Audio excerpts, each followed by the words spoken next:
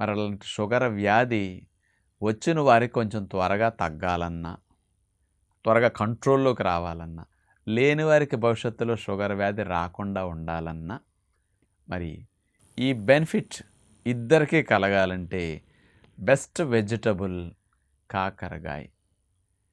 చాలామంది అంటారు చేదుగా ఉన్నవి తింటే షుగర్ తగ్గుతుందంట కదా అని. వాస్తవంగా కాకరకాయ చేదు కాబట్టే చాలామంది ఇతర కూరగాయలు వండుకున్నట్టు వారానికి ఒకసారి కూడా వండుకోరు. ఇదేదో నెలకొకసారో అకేషన్స్‌గా వండుకుంటారు. కొంతమంది అసలు కాకరకాయకి దరిదాపులకి రారు.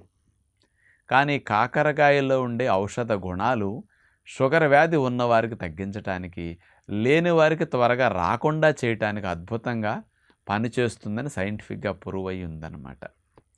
మరి కాకరకాయలో ఉండే కెమికల్ కాంపౌండ్స్ ఏమిటి షుగర్ వారికి హెల్ప్ చేసేది? చారంటీ అనే ఒక కెమికల్ స్పెషల్‌గా ఇందులో ఉంటుంది.